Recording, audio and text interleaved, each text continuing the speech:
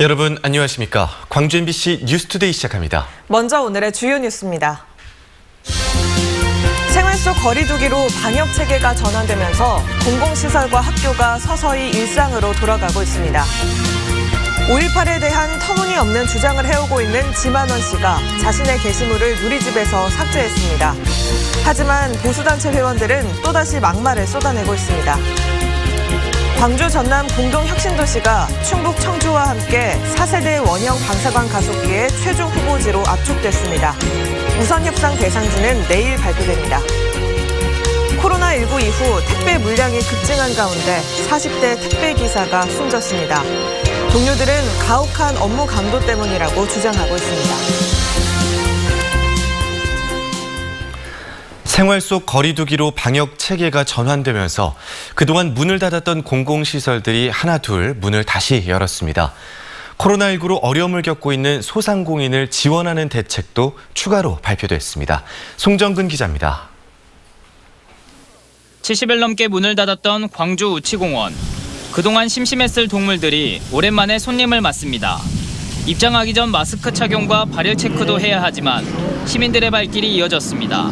마스크 쓰셔야 됩니다. 마스크 착용하셔야 안 했어요. 지금 착용하십시오. 시민들은 오랜만에 동물들을 보며 코로나19로 쌓인 답답함을 해소합니다. 맨날 집에만 있어서 답답하고 심심했는데 동물원에 나오니까 심심하지도 않고 무슨 동물들을 보니까 뭔가 신기해. 우치공원 동물원뿐만 아니라 그동안 코로나19로 문을 닫았던 박물관과 생태 야영장 등 공공시설들도 코로나19 추이를 보며 단계별로 재개장할 예정입니다. 생활 속 방역 체계가 시작된 첫날, 광주시는 소상공인을 위한 추가 민생 안정 대책을 발표했습니다. 전체 매출 비용 가운데 인건비 비중이 높은 점을 감안해 새로 채용하는 인력에 인건비를 지원하기로 했습니다. 최저인건비의 50%에 해당하는 월 89만 8천 원 한도 내에서 6개월 동안 임금을 지원하는 겁니다.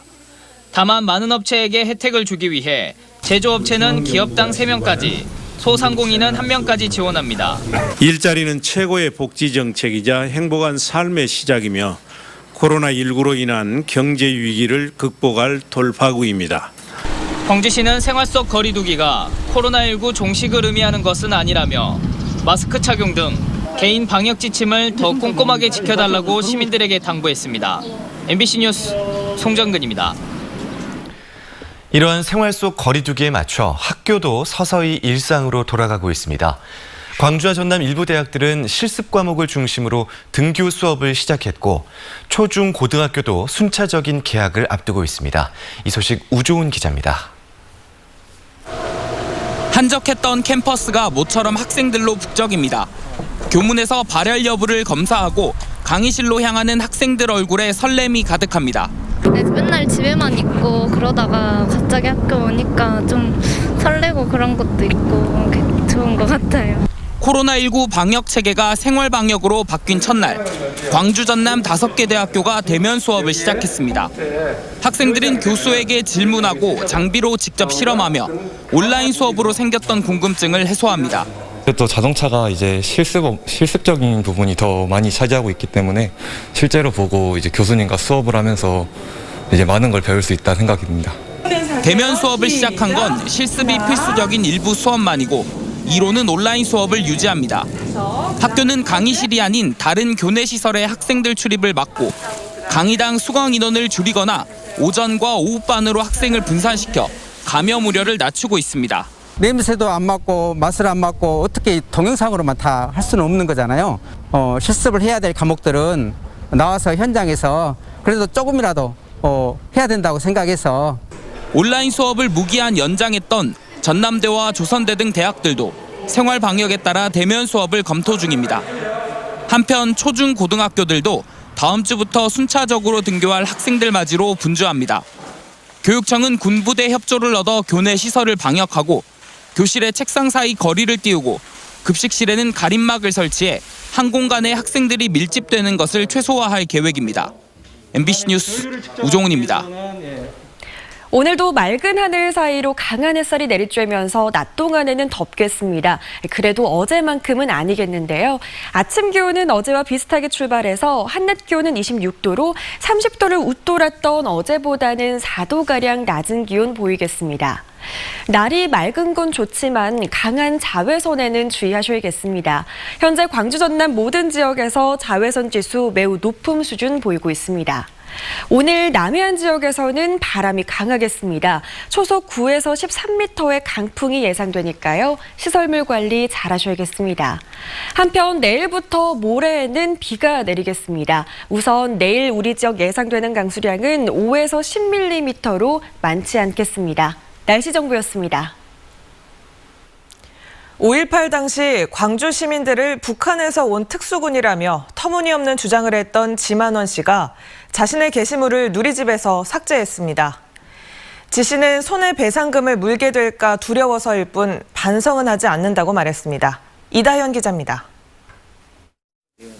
5.18 당시 광주 시민들의 사진을 두고 북한 특수군이라고 지목한 게시물들, 이른바 광수 시리즈. 천여 개에 달하는 광수 시리즈가 지난해 10월 지만원 씨의 홈페이지에서 사라졌습니다.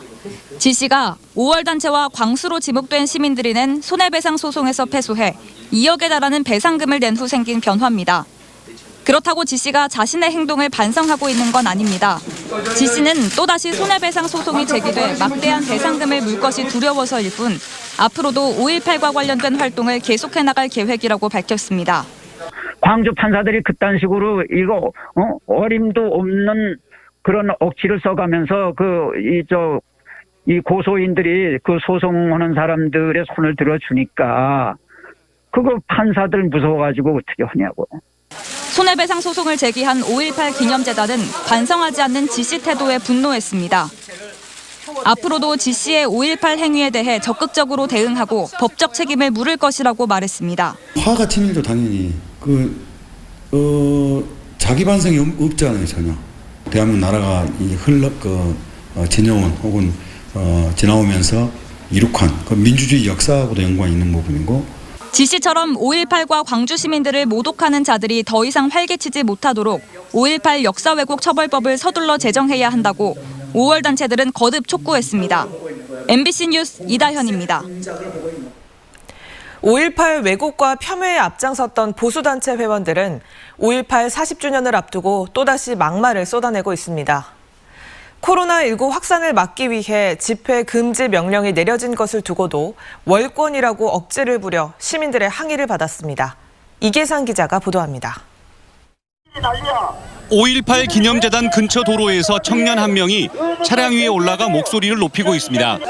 5.18 민주화 운동을 왜곡 폄훼하고 유공자들을 향해 막말을 쏟아내왔던 보수단체 회원입니다.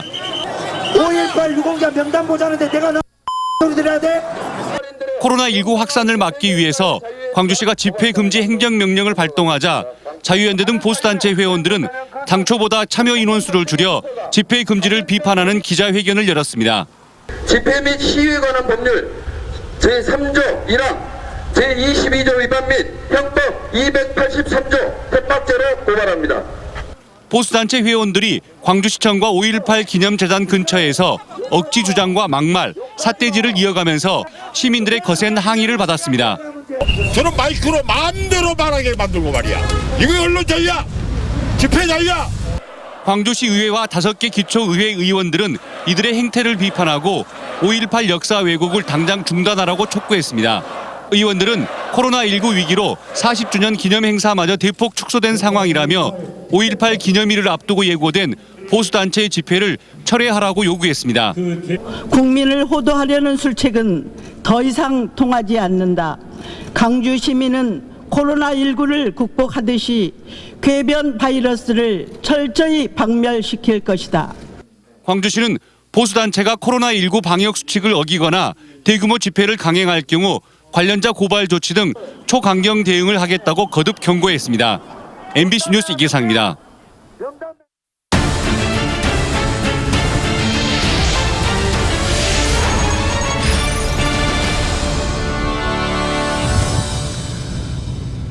(40대) 택배기사가 집에서 돌연 숨졌습니다.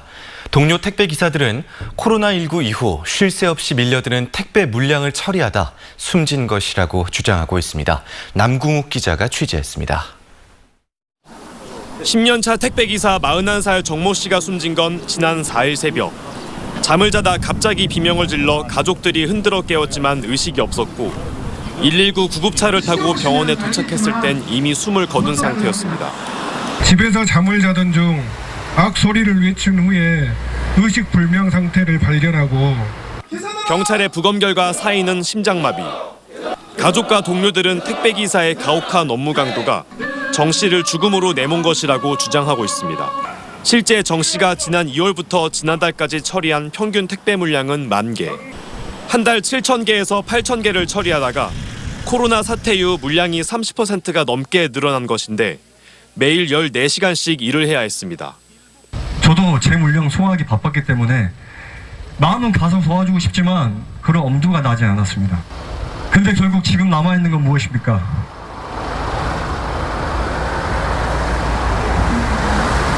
숨진 택배기사는 정 씨뿐만이 아닙니다. 지난 3월에는 40대 쿠팡 택배기사가 코로나로 늘어난 택배 물량을 처리하다 숨졌습니다. 택배기사들이 반복되는 죽음을 막아달라며 업무 환경 개선을 요구하는 이유입니다.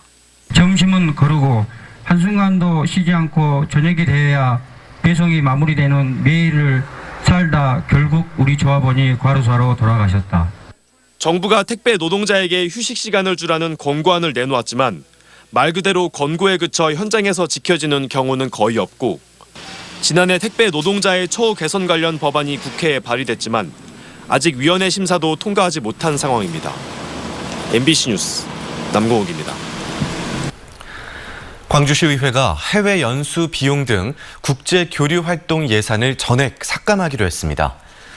시의회는 코로나19 확산 위기가 여전한 상황에서 국외 출장을 최소화하기로 하고 의원 국외여비와 외빈 초청여비 등 국제 교류 활동 사업 예산 1억 7천여만 원을 모두 삭감하기로 했다고 밝혔습니다. 시의회는 이 같은 안건을 오는 15일 본회의에서 최종 의결하기로 하고 이를 통해 마련된 재원은 코로나19 극복을 위해 쓰이도록 할 계획입니다. 5.18 민주화운동 40주년을 맞아 대한민국 역사박물관에서 다음 주부터 특별 전시회가 열립니다. 국가기록원과 문화체육관광부는 오는 13일부터 10월 말까지 5.18 40주년을 기념하는 특별전을 서울 세종로 역사박물관에서 개최하기로 했습니다.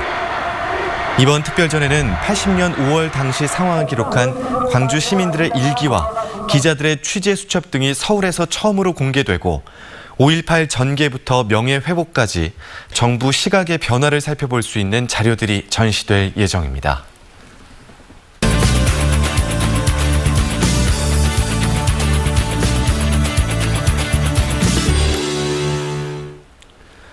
복합 문화공간으로 변신한 광주 금남로 전일빌딩이 오는 11일에 공식 개관합니다.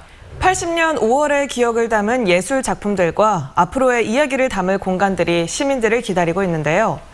어떻게 구성됐는지 광주문화재단 이유진 팀장과 먼저 살펴보시죠. 안녕하세요. 네, 안녕하십니까. 네. 이 전일빌딩 245가 11일에 개관을 하면 어떤 걸 볼 수 있는 건가요? 네, 문화예술 콘텐츠 중심으로 말씀드리겠습니다. 네. 1층 건물 내부 천장이 미디어 아트로 표현됐습니다. 이남 작가의 작품입니다. 80년 전일 빌딩의 어두운 기억이 5월의 꽃 이팝나무, 민주의 파도, 무등의 빛으로 다시 태어나는 광주의 주제로 탄생했습니다. 2층에는 광주의 과거, 현재, 의향과 미향을 표현한 미디어아트 광주 360 공간, 1층부터 3층까지 이어지는 곡면 계단은 일명 피어라 꽃 계단입니다. 벽면에는 23개의 언어로 환영합니다라는 인사말이 반깁니다. 네, 시민들이 직접 이용할 수 있는 공간도 있다면서요. 그렇죠. 네, 어떤 공간인가요? 네, 곳곳에 전망 공간 그리고 휴가 공간이 있습니다. 특히 금남로 일대 인근 ACC 그리고 무등산을 조망할 수 있는 그래서 가슴이 탁 트이는 그런 공간들입니다. 지하 1층에는 245 살롱이 있습니다.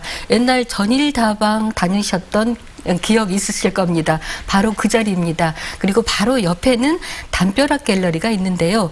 기자 출신 나경택 작가의 실감남도 다큐 사진 전시가 열립니다.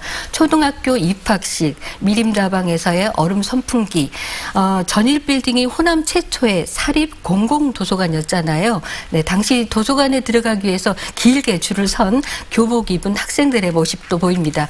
추억을 소환합니다. 그렇군요. 네. 시민 갤러리에서 개관 전시가 열리죠. 어떤 전시인가요? 네, 기록과 세계물 주제로 27일까지 이재곤, 노종숙 작가의 초대전이 열립니다. 네, 사진가 이재곤의 80년 5월 18일 이전에 광주의 진실 덕분에 5월 광주 사진을 컬러로 만날 수 있어서 더욱 의미가 있는데요. 네, 지금은 없어진 인근 수협 옥상에 올라가서 찍은 사진이라고 합니다. 네, 사진에는 5.18 민주광장 분수대를 수많은 인파가 둘러싸고 있는 모습입니다. 그리고 비록 피켓을 들었지만 가두 행렬하는 시민들 모두가 질서 있는 평화스러운 광주의 투쟁 모습을 담긴 사진도 있습니다. 노종숙 작가는 당시 고등학교 2학년 학생이었다고 합니다. 네, 그동안 말을 못하고 마음에 새겨뒀던 5.18 현장을 동파나 작품에 담았습니다. 네, 전일빌딩 위층에는 5.18 기념 공간이 있는데요. 네. 여기서 볼 수 있는 작품들도 소개해 주시죠. 네, 정영창 작가의 검은 하늘 그날 전일빌딩 작품을 미리 만났습니다. 네, 여전히 깜깜한 밤, 어두운 하늘을 배경으로 5월의 목격자이며 헬기 총탄의 희생자인 전일빌딩이 서 있습니다. 이혜경 작가의 245개의 탄은 설치 작품은요, 탄환의 궤적을 설치 작품으로 표현한 것입니다. 관람객에게 묻습니다. 총탄은 어디를 향해 있는가라고요. 네. 전일빌딩을 향한 것인가, 나를 향한 것인가 확인해 보시기 바랍니다. 네, 작가 하준수의 뼈와 꽃은 민주화를 위해 삶을 버린 모든 사람을 추모하는 작품입니다. 잔잔한 음악 그리고 엔딩 영상이 진한 요호를 남깁니다. 진실의 문 앞에서는 정말 숙연한 마음이 들었습니다. 네. 전일빌딩 철거 당시 사용됐던 물을 활용해서 5월 광주와 관련된 가짜 뉴스를 소개합니다. 네, 방문객들이 진실의 문을 열고 5.18의 진실에 다가서도록 연출을 했습니다. 네, 그리고 5년 그대로의 헬기 타는 보존 공간도 만나시면 좋겠습니다. 네, 그리고 5.18 기념 공간의 경우 네. 내부 전시물들이 역사적인 사실과 다르다라는 지적이 있었거든요. 이 부분이 수정이 된 건가요? 네, 각종 행정용어 그리고 군 기록과 일치하지 않다는 지적이 있습니다. 네. 광주시 관계자는 향후 사실에 근거해서 수정하겠다고 했습니다. 역사를 기반으로 한 전시는 언제라도 역사적 사실을 바탕으로 수정 보완되어야 할 것입니다. 네, 전일빌딩 찾으셔서 네, 광주의 매력적인 장소 기대됩니다. 네, 지금까지 광주문화재단 이유진 팀장이었습니다. 오늘 말씀 고맙습니다. 네, 감사합니다.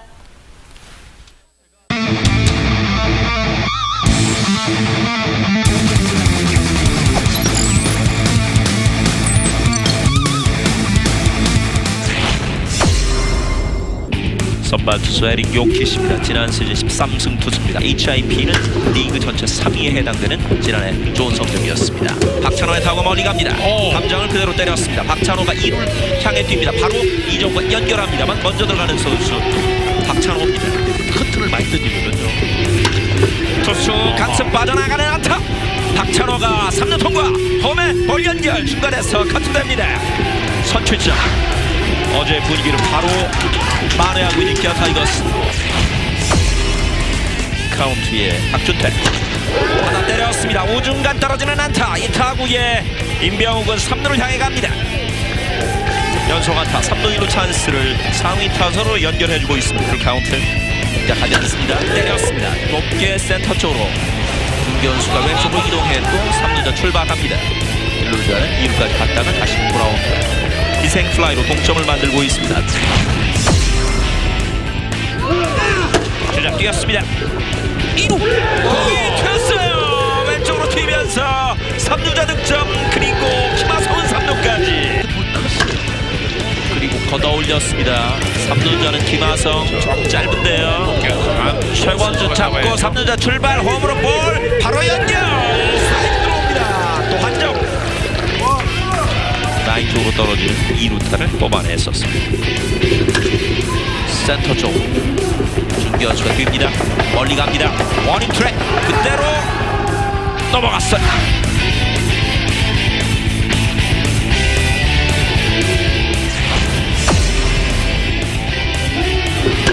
빠른 볼 투수키를 넘깁니다. 이 타구가 안타가 됩니다. 오른쪽 윅스 앞에 잡힙니다. 마지막 아웃 카운트.